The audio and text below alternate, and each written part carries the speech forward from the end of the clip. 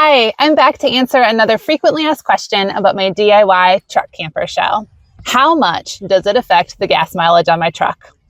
So first off, let's all acknowledge that most of our trucks don't get that great of gas mileage to begin with, unless maybe you have a hybrid or a little Ford Maverick or something like that. And gas mileage was a big thing that I was looking at when I bought my Toyota Tacoma. I really wanted to find a truck with better gas mileage because a big part of having this truck is going on road trips with that truck camper and being able to get out into the wild and go to remote places. And so good gas mileage would be a huge benefit. Unfortunately, unless I wanted to go down to, like I said, like a Ford Maverick tiny guy, or do an electric vehicle, which just didn't have the range to get out where I needed to go, I was stuck with some limited gas mileage. Now, the Toyota Tacoma is not the best of the midsize truck range. I think it was the Ford Ranger that had the best gas mileage per the website specs. But the Toyota Tacoma is supposed to get 18 to 22 miles per gallon. So it's 18 city and 22 highway. And before I put the truck camper on my Tacoma, that was pretty true. So I did a lot of driving back and forth from my home in the Twin Cities area of Minnesota to my parents' house and to the cabin and to go camping and things like that. And I found that when I was on the highway with the Tacoma, if there wasn't a lot of wind or things that were affecting gas mileage, I could get 20 to 21 miles per gallon pretty routinely. So that was good. When I put the truck camper on it, I didn't do a lot of testing before I hit the road and headed off to go to Alaska. And at first, I was a little appalled at how much that truck camper affected the gas mileage. Now, I did not spend a lot of time getting the aerodynamics of my truck camper figured out. And that is something that I am working on. I want to add some shaping to the front so that there's a little bit more of a curve. I have a very flat front right now on the overhang. And then I also don't have the sides tapered, so they're straight up and down. So there's a lot of wind resistance with my truck camper shell. But when I left for Alaska, I left Minnesota and I drove up to Canada, and I was on the interstates in North Dakota, which if you've driven those, they are flat. There's no tree protection. There's tons of wind. And then it's like 75 mile per hour speed limit. And that's pretty fast when you're hitting the resistance of the air against your truck camper.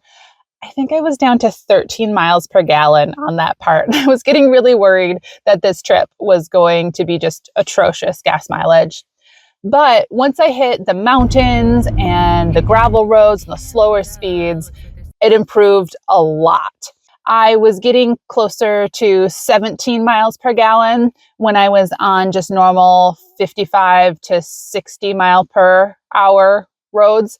And that's been true after I've gotten back to Minnesota too. So like my normal routes in Minnesota are on highways that are about 65 mile per hour, and they have a little bit more like hills and trees blocking some of the wind. And so most days when I'm driving back and forth at 55 to 60 miles per hour, I get around 17 miles per gallon with the truck camper shell on.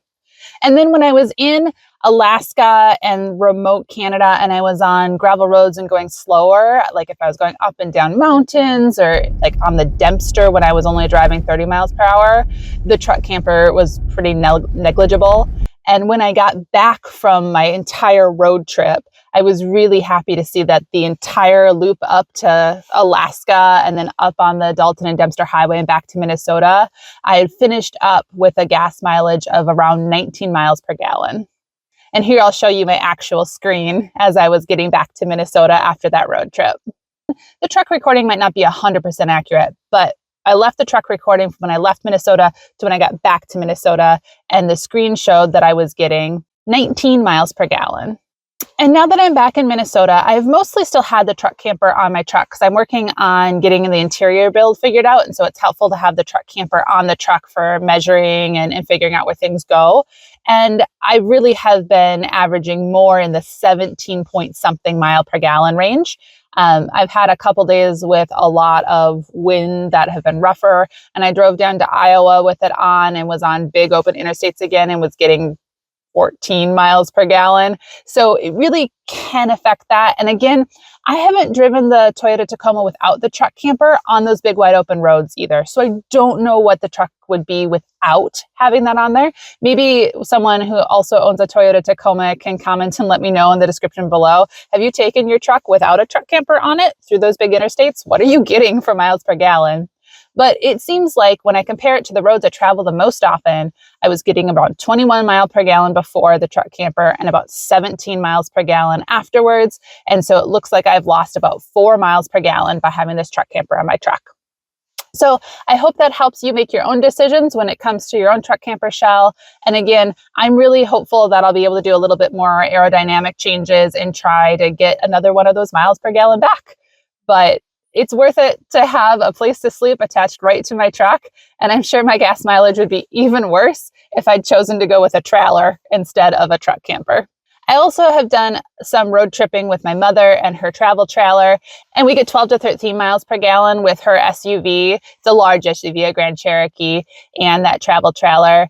I've also road tripped in a Class C RV, and that thing only got like 8 to 10 miles per gallon. So all being said, this is a little bit better on gas mileage than a lot of the other setups that are out there on the road.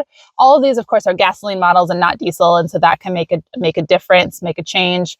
But let me know what you guys are getting in the comments section below. I think the best mile per gallon vehicles that I see are the camper vans, like the Mercedes Sprinters and things like that. Unfortunately, something like that was a little out of my price range at this point in time. Those really nice Sprinter builds, when they're lower mileage, can be really expensive.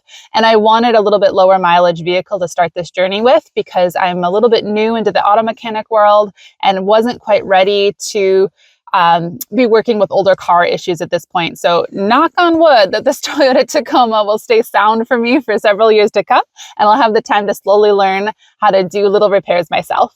All right, thanks for watching.